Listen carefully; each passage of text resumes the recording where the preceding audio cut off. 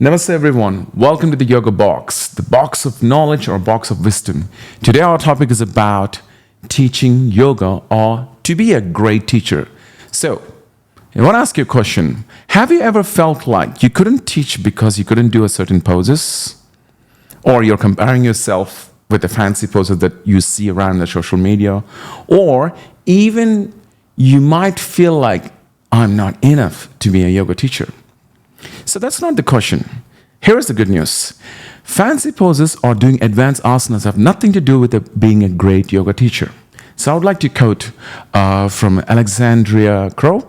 I read a blog, it's really make me contemplate and think deeply one more time. So we all know that yoga is not really about the poses. They're just a means to an end. A teaching tool is, or being a great yoga teacher is, internal enquiry. Yes, many of the texts talk about the atma or purusha prakriti simply is a self-enquiry. And remember everyone, word yoga means literally talks about the connection or to yoke. Alright, remember the word yuj earlier I mentioned from the roots of yoga is literally stay connected with the self. Simply body, mind and soul. Well, let's talk about a few words about this obsession about the being in shape that people can do like yoga class maybe better. Also being in a super you do back bends or advanced poses or fancy poses that you share or you do makes you feel like you're a great yoga teacher. It's simply misguided, yes. And that because back in the day when the yoga begins, it wasn't like this. It was just a sort of practice, literally, simply contemplation. Yoga is simply meditation. Of course, we had an impact from during the British Raj around the 18th to 19th century. We have a lot of influence from the Western, gymnastics or even some sort of acrobat circus moves. Like most of the time, once you open Instagram, that's what you see. Yoga pose means like this, that. But back in the day, it wasn't like this. It's simply self-enquiry, not that point. And also we spend most of the time investing our time to think today how I'm going to do the posture, how I'm going to do the sequence, and also how I'm going to cue, and how I'm going to plan my class or the playlist, and also the far less time on the, contemplating on the philosophy. You rather think about all this. And I would like to tell everybody, everyone on this earth, whoever doing yoga, you have to go through the traditional philosophical teachings from the yogic scriptures. I would like to quote simply from Bhagavad Gita, Samatvam Yoga Uchyate, means it's the equanimity of the mind. Simply yoga, literally performing your duty, or yoga is skill in action. They never really say yoga is a handstand or yoga is a deep back bend.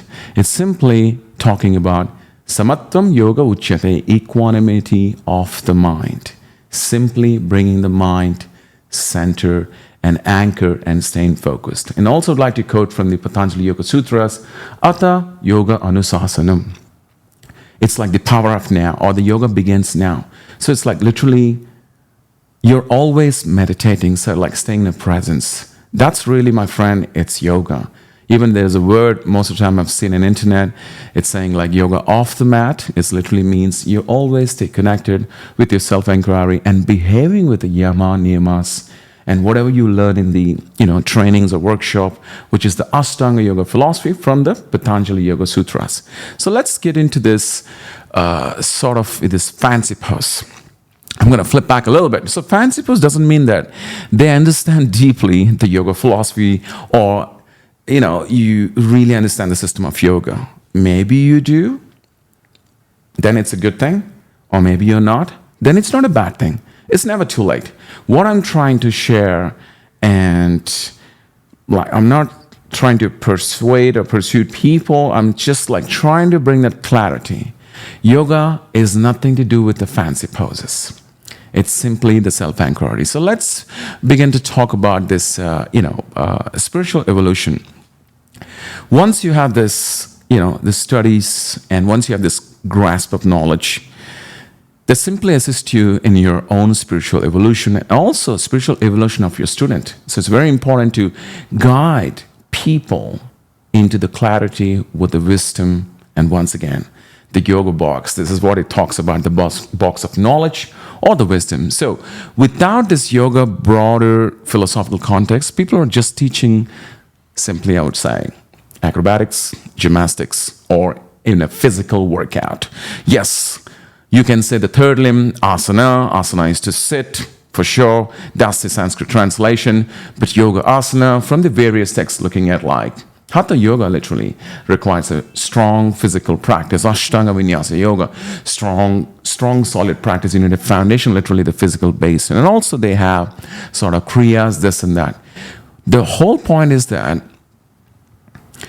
why do you teach yoga and why do you need philosophy? Why you teach yoga is because you want to, like, you know, how do I say that? You want to show that the advanced posture that you do that makes you a great teacher, or you want to go through that self. Literally, you know, there are koshas, right? The 5 koshas. Annamaya kosha, pranamaya kosha, vijnanamaya kosha, manomaya kosha, and anandamaya kosha. So what are you looking at? So diving into simply these deeper topics, I'm just giving a little example. Why I'm repeating again and again, because we often forget the main piece. The central part of teaching yoga is to self-enquiry with the self. So let's dive into yoga philosophy. We'll put you ground under your feet so that, you know, you can go far beyond than the superficial aspects like the postures or any of the posing you do. Because the knowledge of yoga teaching is what makes yoga lasting practice with the profound impact that keeps you and keep your student coming back to their mat year after year. So that's like the constant practice. We call it yoga sadhana. And also, do you ever struggle thinking, have you thought in this like past that, let's say, you're not a good teacher because of the poses that you can't do? Oh, maybe I can't do this posture, maybe I'm not a good teacher, maybe I can't do this sequence well, maybe I'm not a good teacher. Or have you ever thought of like go through this philosophical text? There's no to worry. It's a good news. Simply go dive into the philosophical text. You will understand, so that you would overcome this sort of a mindset that you cling on to it, that you're not a good teacher or you're not a great teacher. But that's not the point.